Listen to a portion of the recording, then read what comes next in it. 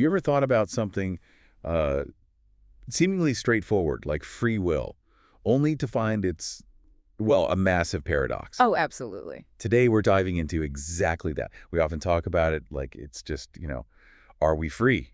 Or Mm, is everything determined? right. But what if that whole setup, that dichotomy, is actually leading us down the wrong path? Well, that's what's so fascinating, isn't it? The classic debate, it just goes round and round. Yeah. And I think it's because neither side, pure free will or pure determinism, really gets to the heart of it. Like, what is will anyway? Where did it come from? Exactly. And that's our goal for this deep dive. We want to move past that simple either. Mm-hmm. We're aiming for a more, let's say, nuanced look at choice, agency, all the influences shaping us. We've got some great material from Psychology Today and Simply Psychology to help us unpack it. Good sources. Hopefully this gives you, our listener, a clearer perspective on something pretty central to how we see ourselves. And maybe, just maybe, trigger a few aha moments along the way. Let's hope so. Okay, so let's jump right in. The Psychology Today piece starts strong, calling free will an oxymoron. Yeah, bold claim. An oxymoron. I mean, that stops you in your tracks, doesn't it? How can something so basic be a contradiction? Well, it makes a surprising amount of sense when you break the words down. Okay. Think about freedom. In its purest form, it's kind of unconstrained dithering. Just doing anything, no limits, total spontaneity. Like pure randomness almost. Sort of, yeah. But then will.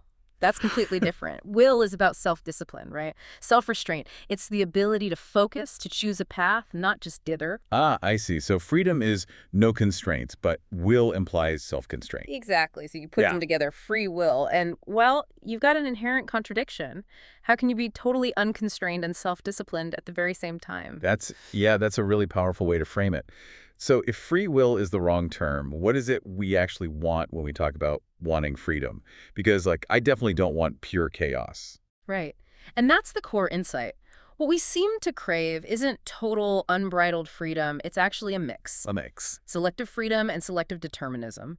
We want the freedom to, say, climb higher, improve our situation. Okay. But we also want the determinism, the safety nets, the reliable structures that stop us from crashing down. Like a safety harness when you're climbing. Or with the analogy they used, a car jack. You need the ratchet part that lets you lift the car up. That's the freedom. Right. But you absolutely need the lock, the deterministic part, that stops it from suddenly falling on you. Ah, okay. That makes sense. And you see this everywhere. Don't you feel more free in a practical sense, knowing you have some savings, or that the bridge you drive over is safe? Yeah, definitely. That security enables freedom. It doesn't limit it. Precisely. It's welcome determinism. It supports your ability to act. So the argument is that the old debate just misses this completely. It skips over asking what will is and where it originated. Exactly. It's not just free or determined. The deeper question is, what is this will thing in the first place? How did it pop up from just physics and chemistry? Okay, so where does it come from then, according to this view? Well, to really understand will, you have to look at its roots, evolutionarily speaking. The sources suggest it fundamentally starts as the will to live. The will to live. Yeah, something basic to pretty much all organisms, going way back, like 3.8 billion years. Organisms don't just passively exist. They actively struggle. They try to keep going to reproduce. That feels like a really key difference. Like non-living things, rocks, molecules, planets, they just, and you're right. By durability alone, they exist until they don't. They don't try. But living things, us, we're fragile. We have to keep trying, actively working to stay organized, to stay alive. And that's not just philosophy. Darwin himself took that struggle for existence as a given. His theory explained how that struggle led to different species, but the trying was the starting point. So it's more fundamental than even natural selection. In a sense, yes. Selection acts on that inherent tendency to strive. And we should be careful with metaphors like Dawkins' selfish genes. Right. Genes don't actually want anything. Exactly. Molecules replicating isn't the same as an organism struggling, life persisting for billions of years despite being so fragile. It suggests something more than just chemical reactions. Okay, so if will isn't just chemistry, what is it? What's this trying might of internally? The source describes it as a form of internal constraint, almost like deliberation, which is a neat term. Deliberation, like the opposite of liberation. Kind of. It's like an internal system of checks and balances. Our different internal drives or tendencies constrain each other, stopping anyone from just running wild, preventing that aimless dithering we talked about. Like checks and balances in a government almost. Or even in a good partnership, yeah. Hmm. Mutual expectations and commitments create a stable, functional whole. For an organism, the main job is fighting off its own tendency to fall apart, repairing damage, maintaining order. Right, fighting entropy, basically. That's a good way to put it. And this naturally leads to the next big idea. What we really have is interpretive will. Interpretive will. Okay, what does that mean? It means our will to live, that fundamental drive, depends entirely on our ability to interpret what's happening around us and respond effectively. It's not just raw striving. Okay, give me an example. The stop sign one from the source is perfect. Think about it. A stop sign doesn't physically make your car stop, right? Not unless you crash into it. No, of course not. You interpret it. Your brain goes, okay, red octagon, white letters means stop. Relevant to not crashing, relevant to my survival, relevant to traffic laws. Your interpretive will engages, and you choose to press the brake. It's not simple cause and effect like one billiard ball hitting another. Exactly. It involves meaning, context, goals, and this applies way beyond traffic signs. Think about society. How so? Well, even people who argue for maximum freedom, like libertarians, they don't want all constraints gone.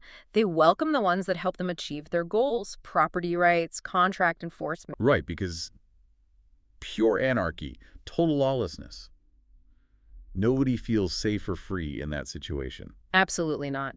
People actually want the right kind of external constraints, the ones that provide predictability and security, because that supports their own will, their own ability to pursue things. It's like that relationship analogy again. You don't want a partner who lets you get away with everything or restricts you wrongly. Precisely. You want someone who offers the right kind of support and, yes, constraints.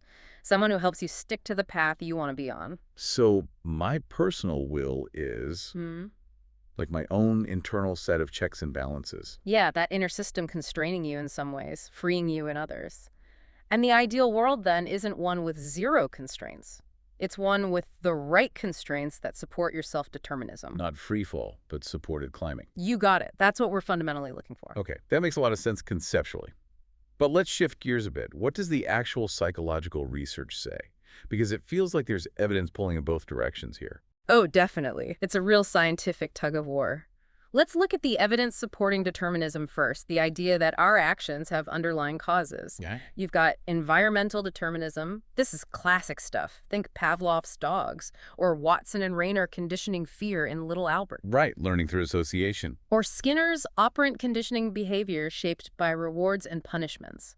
And Bandura's Bobo doll studies. Where kids copied aggressive behavior they saw. Exactly, all showing how our environment, our experiences, can seemingly program our behavior. Okay, that's the external side. What about internal factors? That brings us to biological determinism. Twin studies are really powerful here. Identical twins share almost all their DNA. So if genes determine something, they should be very similar for it. And they often are. IQ concordance is really high, like around 80%. For something like schizophrenia, Gottesman's big meta-analysis found about a 48% risk for an identical twin if the other has it. That's huge, clearly showing a strong genetic link. 48% isn't 100%. Critically, no. It means over half, about 52%, of identical twins didn't get schizophrenia even with the same genes. So genes are influential, massively so, but they aren't absolute destiny. Other things matter. Like environment or maybe even choice. Perhaps. We also have things like Bowlby's idea of innate attachment drives biological predisposition. Okay. What else points towards determinism? Well, there's psychic determinism, mainly from Freud. His whole idea was that unconscious drives, unresolved conflicts from childhood, these secretly direct a lot of our behavior. Like Freudian slips. Exactly. That classic example, saying your life is delicious instead of your wife. Freud would say that's not random. It reveals a hidden unconscious thought or desire bubbling up. Controversial but influential. Very. And then maybe the most direct challenge from science. Neuroscience, specifically Benjamin Libet's experiments from the 80s. Ah, yes, I've heard of these. They're quite famous, aren't they? They are, and quite unsettling for some. Libet measured brain activity while people made a simple choice, like deciding when to flick their wrist. He found this specific brain signal, the readiness potential, ramping up about 350 to 400 milliseconds before the person reported being consciously aware of their decision to move. Wait, so the brain activity started before they felt like they decided. That's what it looked like. The brain seemed to get ready or even decide about a third of a second before the person's conscious awareness of choosing kicked in. Wow. That really does make you question things. If my brain activity starts before I feel like I'm deciding, is my feeling of deciding just? Like an after-the-fact story my brain tells itself? That's the million-dollar question, isn't it? It definitely feeds the deterministic view. But like the trend studies, it's not the whole picture. So what's the counter-argument? What's the evidence for genuine agency and choice? Well, first you have humanistic psychology. Think Maslow, Carl Rogers. They argued passionately that freedom isn't just possible, it's essential for becoming a fully functional human being. Self-actualization, right? Yeah. Reaching your potential. Exactly. They emphasize that unique human drive. And think about the complexity. Two chemicals react predictably, but two people. The possibilities are almost infinite: cooperation, conflict, persuasion, misunderstanding. That suggests something more than simple determinism. It points towards interpretation and choice playing a role. Right. And even if you look back at psychodynamic therapy, Yeah. yes, Freud highlighted unconscious determinants. But the point of therapy was to